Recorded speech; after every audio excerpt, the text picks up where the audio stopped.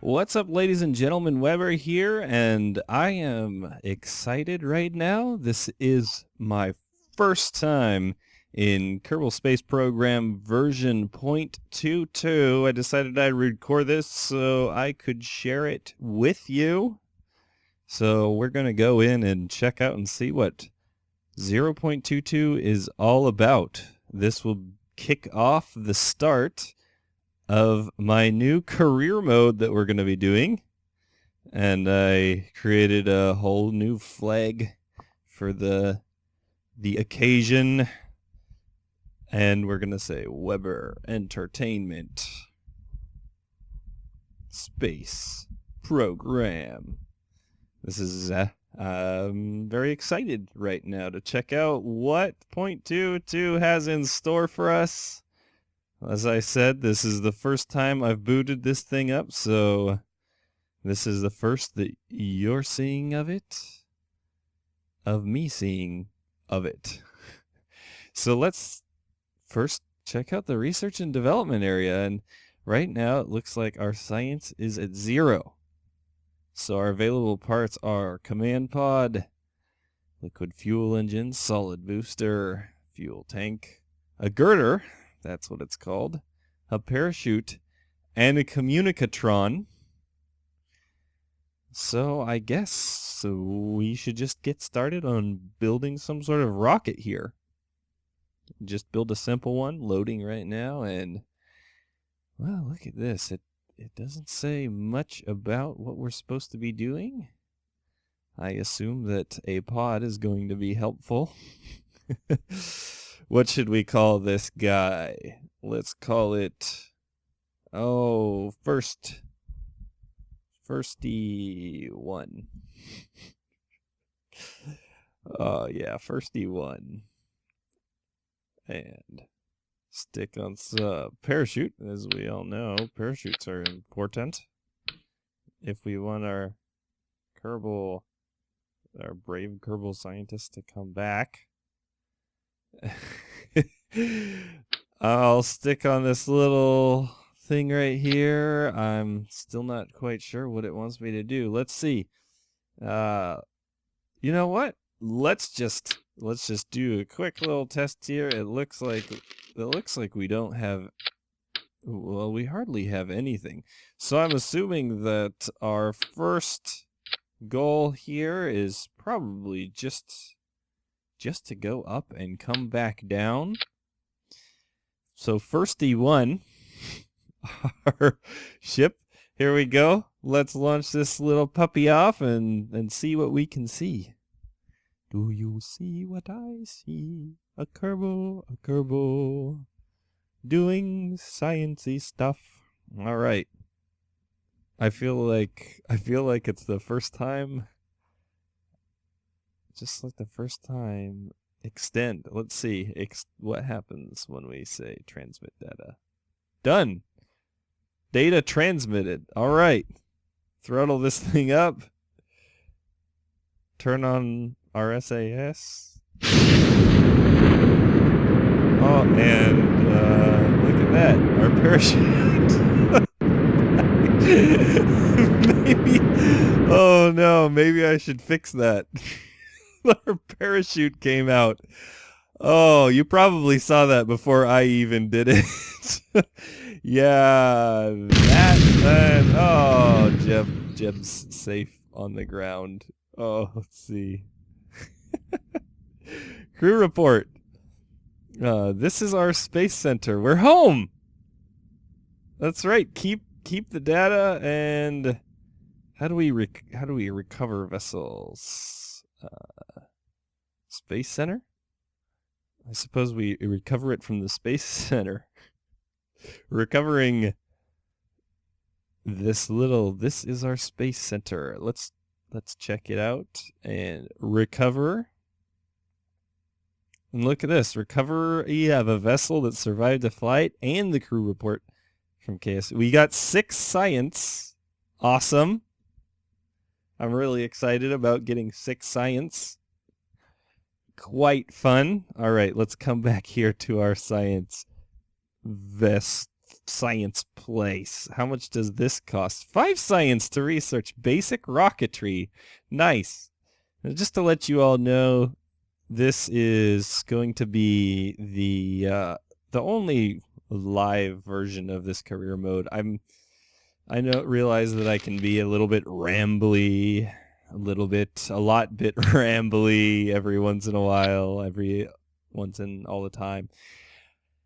And yeah, it's definitely going to be in the future. I will be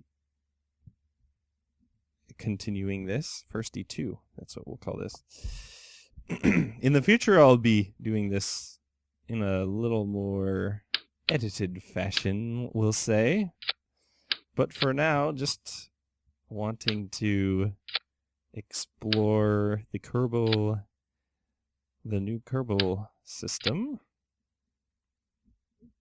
We're just gonna do this like a boss.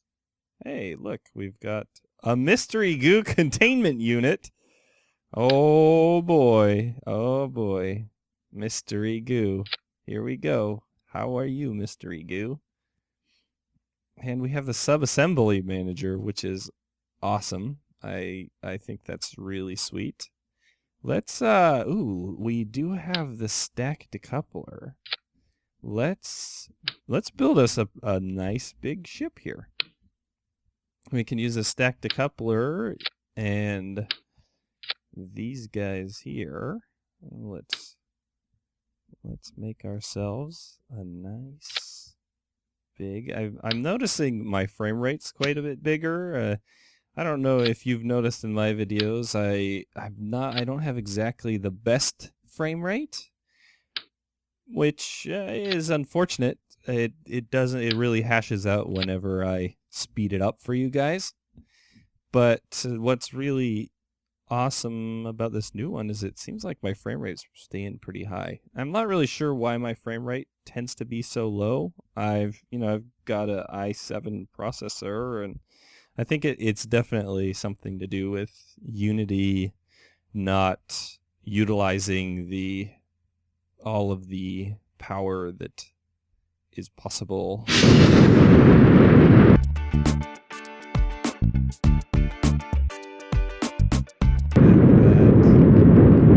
Wow. There's a spinny rocket. Yeah, that's probably not exactly the best design that one could do. Oh well, we'll just keep going with this and decouple it later.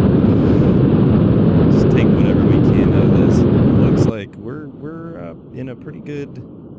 Oh yeah, definitely. That sounds like we're done with that. Oh, there we go. It sounds like we're done with that stage. And that should be enough. Yep, there we go. That should be enough to get rid of this guy. And boom. Launch this guy at 90 degrees. I'm really, really liking this. This is way more stable than the other. Although it could just be because my ship is significantly smaller. But it does seem quite a bit more stable. And we can reset the goo canister here. Oh, look, our orbit is actually... Looks like we're going to get a pretty nice orbit here. Stable orbit. I would hate to get into orbit and not be able to get back down. So we do sort of need to watch our fuel here. But, yeah. This is going pretty good, I think. I'm actually, right now, I should probably be working. Yeah, it's I'm definitely shirking my homework duties. I am just a little bit about myself. I'm currently in a master's program right now, master's in teaching, and I am working on a paper that explains how to use video games to teach children. Which seems quite apropos to this channel that I just recently started, I imagine. So, if you end up being in my high school class, hey, we might even be using Kerbal Space Program. Probably not, because I'm English, going for English. So we're going to be playing some games that, well, basically exploring them as far as media awareness, media literacy. As far as media literacy goes, basically, if you're not sure what media literacy is, it's sort of just a fancy term for being able to analyze text.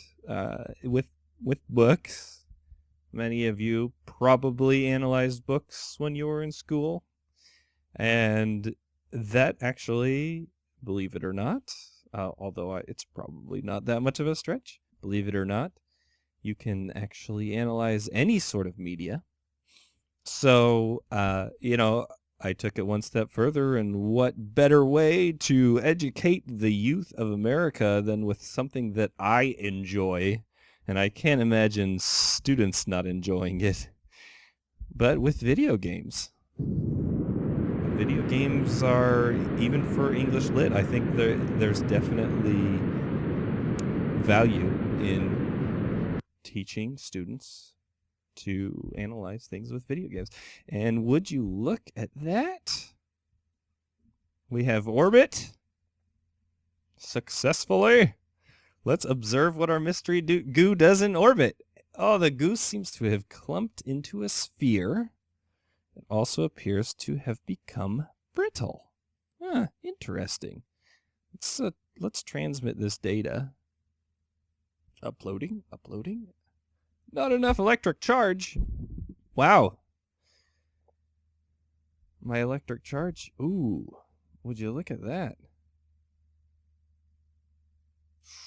Wow, not a lot of electric charge coming out of this thing. Interesting.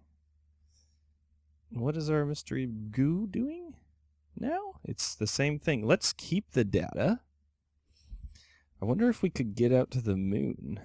What's the mun? Yes, I wonder if we could get out to the mun with this thing. Let's just, let's experiment. Although, I wouldn't be upset if I had to go back down to Kerbin. But, yeah, I know. I'm using the whatchamacallums. Even though I probably don't need to.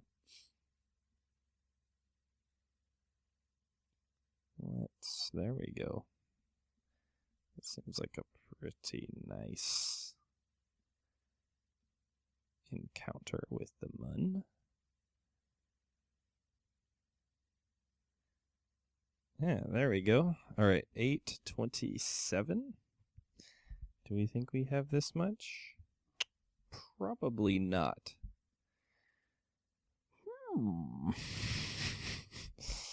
Probably not.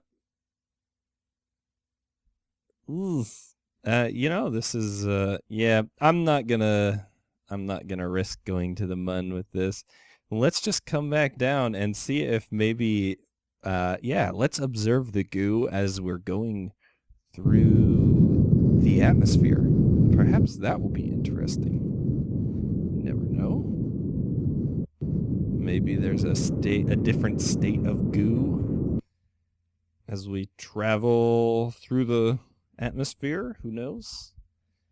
Fast forward here and get ready. Ooh, let's reset our goo canister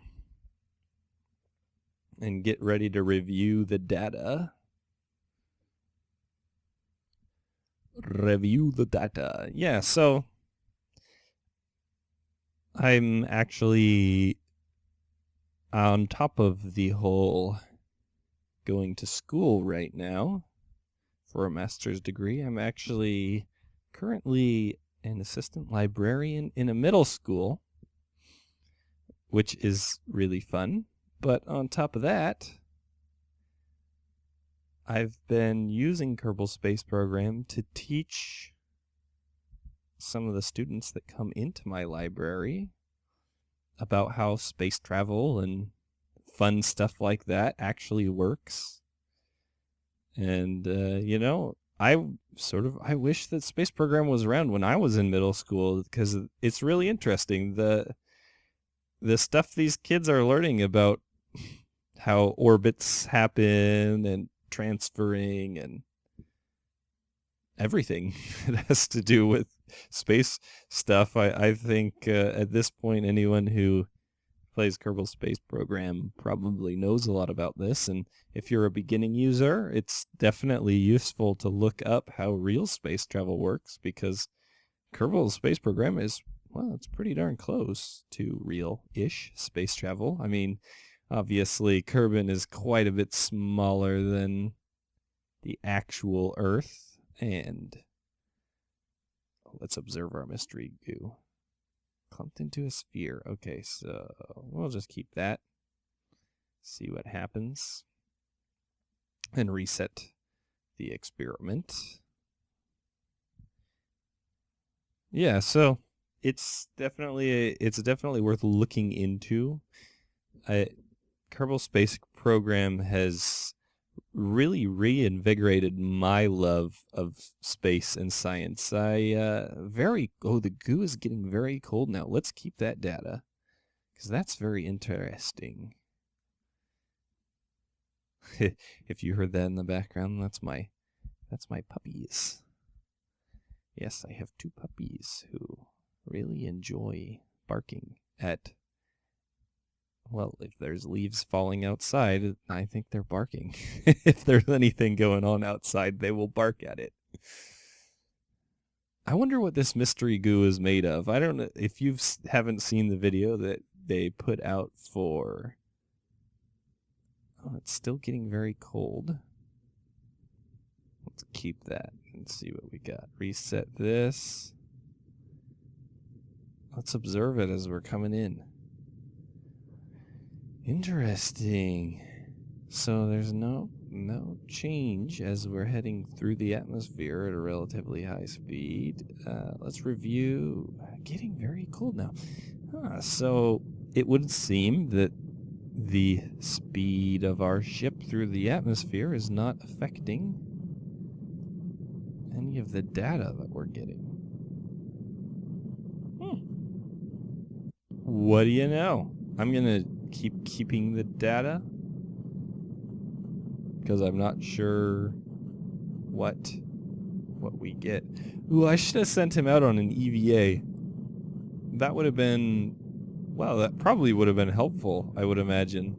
I'm not sure exactly how everything works here yet, but you'd think that he'd be able to do his own sort of experiments in space. Who knows? Let's check this thing out again, because I thought I saw a hard drive. Data size. It does say data size, so that's interesting. I wonder if at some point they're going to institute the hard drives that you have to keep on your vessel. Like maybe up here we're going to have a hard drive section. It tells us what sort of hard drive space we have. Let's see a cockpit view here. Very, very small. I've never